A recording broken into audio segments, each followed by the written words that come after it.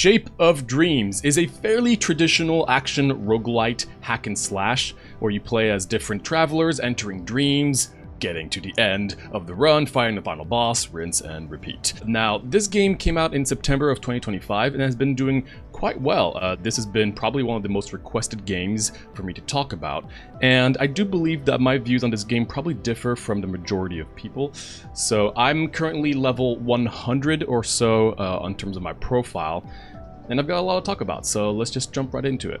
So to start off, I'm going to do just a quick summary of the game as a whole. So starting with the gameplay, fairly traditional hack and slash action roguelite. You're going to start by having just 2 abilities and the passives, and then you're going to be picking up a few other, I think they're called memories. You fill up to 4 abilities that you'll be pretty much spamming and using during your fights. You're destroying waves of enemies in these multiple big maps, different biomes, different events, different bosses. You reach the end, you can either go endless or you can just fight the final boss and just be done. One thing to note is that this game is a cooperative game. You can play alone or with multiple people. I have done both, so I do have the experience on either side, but I do want to mostly be talking about the single player experience because that's what I usually do when I play roguelikes. Now, the kind of the interesting twist, quote unquote, of this game are the essence. So basically, you'll be finding little gems that you'll be able to place onto one of your memories. Memories, again, once again, being the active abilities you can do. And the idea is that the game tries to give the player the option of creating kind of like their own custom spells by having a memory with multiple essences that each have their own effects to create something unique. And without getting into the details yet, I do think that the system itself is a really cool concept, and I do believe that a lot of roguelikes today do really well when they give the option for players to kind of customize certain things outside of just being, you know, pre-made everything, if that makes sense. In terms of the run itself, you'll be going through different biomes. Each biomes you're going to have different kind of areas, rooms that are connected by lines. You can choose which ones to go for. The game has a ton of different events that may occur. You may fight like stronger enemies, an elite, unique star event, a gold event, find wells, find shrines, these kind of things. The game is filled with different things to interact with, which is great for replayability. You're on a clock on each biome, as hunters are constantly chasing you down, so it's up to you to choose the right path and to see how greedy you want to be in terms of going to as many rooms as possible, knowing that the threat of the hunters is right behind you. Then you end up going to the boss, and then you go to another biome. And the cool thing is that it's not always the same biomes. There's a few biomes, not that many, but it's random after the first one, so you do get some diversity in that regard. The bosses of each biomes are the same, but overall, I would say that the boss design is really, really solid and definitely makes you look really cool, kind of like in an anime fight. Now, before getting into my overall notes and specific details, I want to mention that I think Shape of Dreams is a very solid game. I don't think it does anything too crazy unique, but in terms of the action tag, there's so many action roguelikes out there, and I can definitely see this one sticking out more than others. Not necessarily so in terms of the uniqueness, but just overall, it's a solid game with a ton of content, a bunch of secrets, a lot to do, and again, as a cooperative game, it's very enjoyable, especially if you want to play with some friends. In terms of the online capabilities, I will say, I mean, it's just not really for me. I don't love playing with just random people, but with friends, it's really fun. And the game has a lot of roguelite elements. Not only do you unlock a bunch of new characters that play very differently from one another, but you'll also have permanent progression that you'll be able to unlock and give to your characters. So the game has a lot. That being said, I do want to mention that I personally am not a huge fan of the game. I do think that the game does struggle in certain areas, certain things that I'm sure other people wouldn't mind, but things that, as someone who loves talking about game design, would love to share with everybody, even if you disagree. I'm going to have a lot of little small notes, nitpicks, as I tend to do, but if I were to give my general take on the issues I have with the game, is that I think the action gets a little too chaotic and repetitive. And that's a very broad summary of the issues I have. I think the game has some balance issues in ways, for instance, where healing and armor is either massive and overpowered, or you don't have any and you get killed very easily. Numbers are really hard to keep track of because of just how there's so much going on screen. And a lot of times I would find myself in situations where it didn't really matter what I was doing, as long as I was just spamming my abilities and evading the enemy attacks that were very clear to see and evade, which I will say I really do love how it's always easy to see every enemy's attack, which is pretty hard to do, especially in this genre and with the amount of chaos this game has. So massive props on that regard.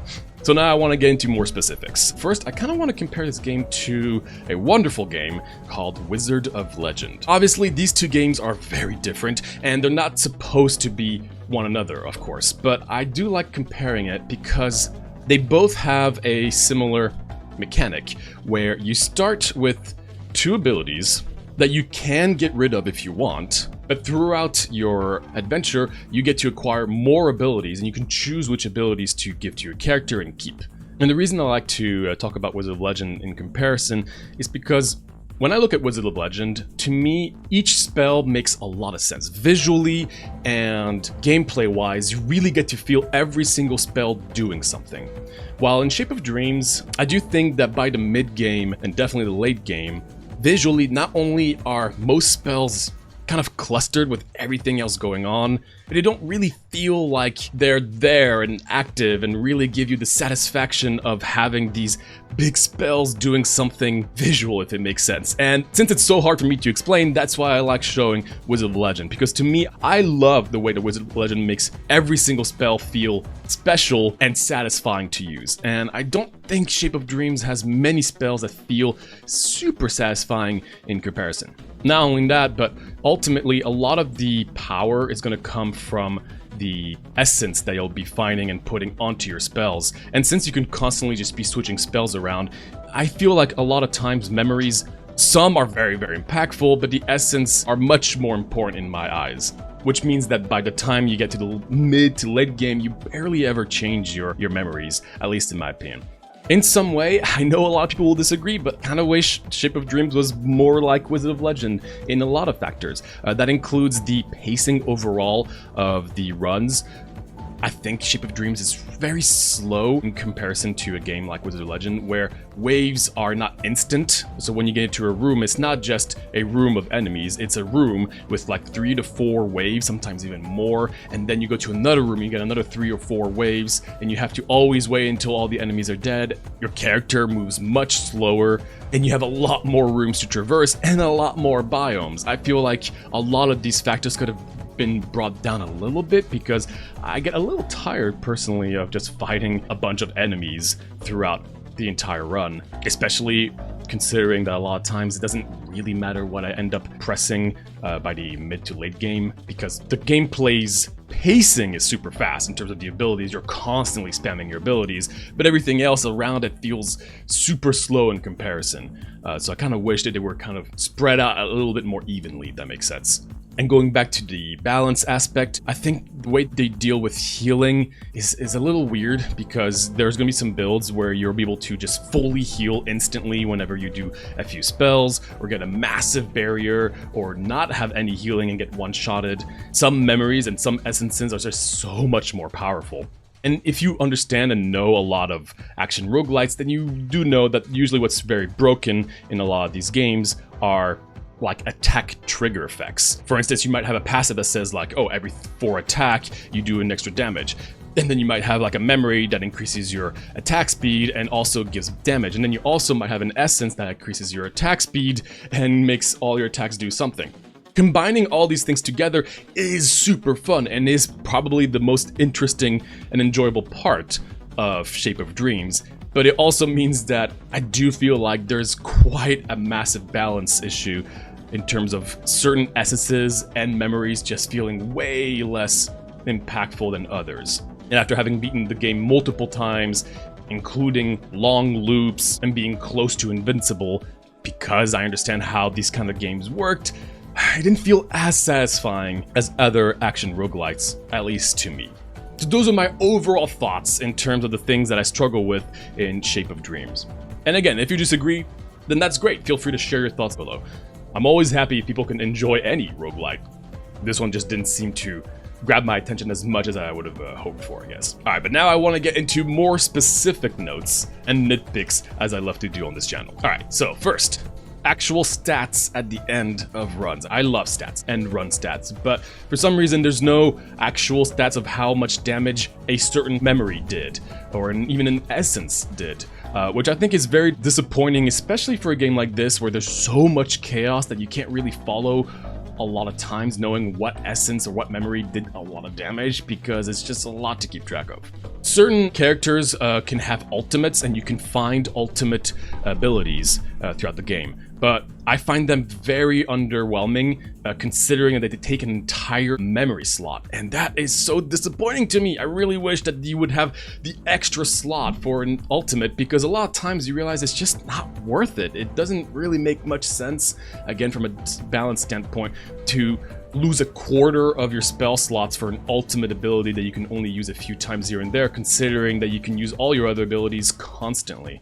And I guess that kind of links to another issue, which is that I wish there was just a little bit more abilities to play with. I know 4 is a solid amount, and I think that is the amount that you have for Wizard of Legend, but for this game, considering that you're not often going to be selectively using your spells depending on the situation, I kind of wish there was one more slot, or at least just an ultimate slot to help with that. Because again, by the mid to late game, I find myself not really caring about memories I find. Sometimes you'll find a really nice one and you can replace it, but it's not as exciting as finding essence. And speaking of essence, again, these are the gems that you can fix to your memories, which are your spells. I did find myself fairly often not having that many by the mid game, even though I had plenty of slots to fill in.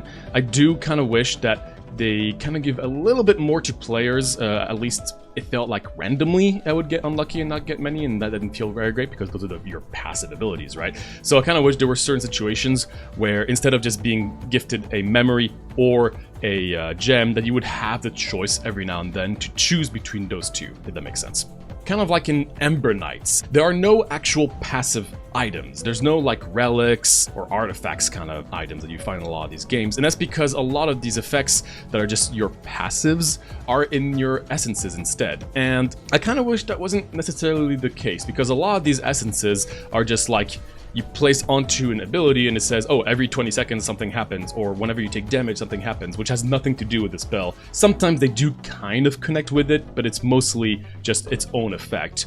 And I wish that there were maybe potentially less slots in spells, or you can just keep them, but at least instead of having these essences that have specific effects be their own passive items that you could just always have with you. Now obviously that would drastically change the game. There would be a brand new mechanic, you would have to balance things out, there would now be an extra thing to collect, so I understand why some wouldn't want that, but I always kind of find it disappointing when I find an essence that just does its own thing, but I can't really put it anywhere because my slots are full or don't really interact with anything else, right? Another element from Wizard of Legend that I think is disappointed in to add here was that the basic attacks on your characters, some will love using it, some will not, but it doesn't have any unique ones. So every character will have the same basic attack. And this is just extra content, which I mean, there's already plenty, but I would have loved to see each character have multiple possible basic attacks with their own effects, and potentially even be able to put essences onto your basic attacks. I do understand that right now that would just not work, but just to have something more to do with your basic attacks I think would be fun. Obviously there's a lot of memories that empower your basic attacks, but I think it would be cool to actually be able to change at least the different kinds of basic attacks in the hub, because there's a lot you can do in the menu in terms of abilities that you can change and passives as well. And speaking of these abilities, one of the reasons as well why I felt like it would be nice to have more than just 4 abilities to use is because the memories that you're going to be starting off with your character are sometimes kind of core to the build that you're trying to go for. Maybe not both, but at least sometimes one of them is really, really important to keep, which was not the case in Wizard of Legend, for instance. It doesn't matter, everything can synergize with anything, it's just up to you what you want to do, but sometimes here it felt like I had to keep one of my original memories, and sometimes 2, which meant I only had 2 more to play with throughout the entire run, when again, these runs are very long. So either I would start with 50% of the memories that I already want to play for the rest of the game, meaning that I have very, very few slots left for memories, and the game constantly throws memories at you, or you just disregard them. But you can see that there's a lot of thought and importance put into the character's like starting build, and so a lot of things just feel kind of useless if you don't go for them, if that makes sense. Because again, there's a pretty heavy emphasis on the meta progression, which admittedly has a lot of options, which is quite nice. Overall, Shape of Dreams has a lot to offer. Not only is it a solo experience, it can also be co-op. There's tons of memories, essences, characters, meta progression, biomes, secrets. The game even has a mod tab on the menu that pushes players to look into the Steam pages for even more stuff to add. The game is a huge mess, and some people will love that. I actually think it's kind of fun to have all this chaos, destroying hundreds of enemies in just seconds, defeating these really cool anime kind of bosses, with some admittedly fun and fluid gameplay. That being said, that gameplay to me can feel quite repetitive with the overall slow pacing of the overall runs. Visually, things get a little too clustered for me and can be hard to really understand how effective certain things are, other than just seeing big numbers go boom. I wish the combination of memories and essences felt more satisfying, because again, with everything going on, you might have the coolest combo of specific essences and memories to go perfectly together, but it doesn't feel as enjoyable as I would have hoped for. So even though this game has a lot to offer, way more than most other action roguelites, I personally got kind of bored fairly quickly with it, especially after I understood how the game worked. But if this looks interesting to you, or if you're looking for a fun cooperative game to play with a friend, I would definitely recommend trying this game out. Even if I have my own issues with the game, I've still put in many hours into it. And so I would still give this game a solid 6.5 peppers out of 10. And yeah, that's about it.